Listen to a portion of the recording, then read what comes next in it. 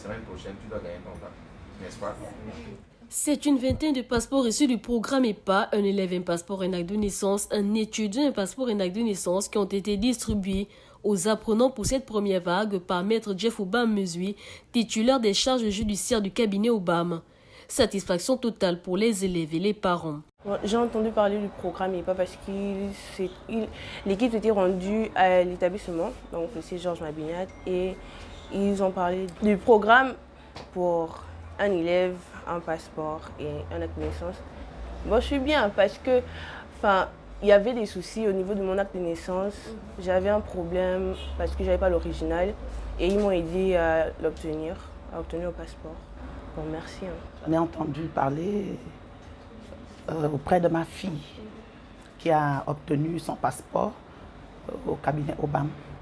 Ça n'a pas pris longtemps, donc je dirais tout simplement que je suis ravie parce que vraiment le service est vraiment pratique, il est rapide, alors qu'on avait vraiment des problèmes dans ce domaine-là.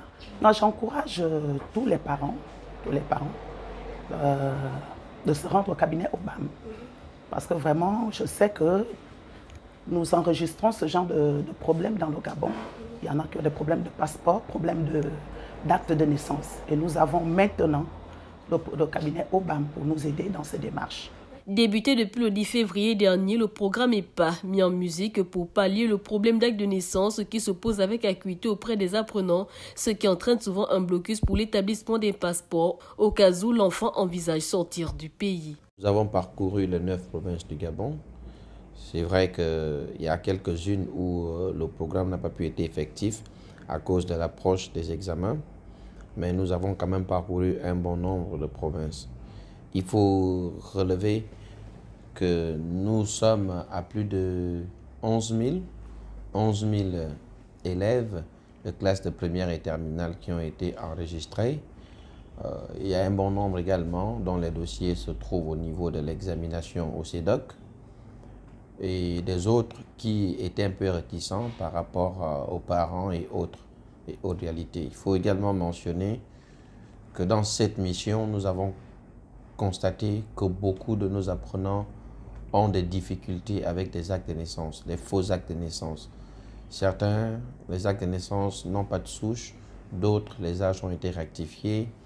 Et il y en a même qui ne possèdent même pas d'acte de naissance. L'efficacité de ces résultats est due à la réactivité et à la promptitude de ce travail qui se fait à la chaîne entre le cabinet Obam et la Direction générale de la documentation et de l'immigration. Je voudrais rappeler que le cabinet Obam ne fait pas ce travail seul. Nous voulons remercier de tout cœur le directeur général de la documentation de l'immigration en la personne du général Bernard Nyamankala, grâce à qui, effectivement, les instructions ont été données pour que ces services s'occupent de ces élèves, de ces apprenants. Donc, c'est une satisfaction. À côté de lui, il y a également Madame le ministre de l'Éducation nationale qui a mis d'elle-même pour que ce projet soit une réussite parfaite. Le cabinet Obam prévoit en faire autant dans les tout prochains jours à l'intérieur du pays pour le plus grand bonheur des apprenants.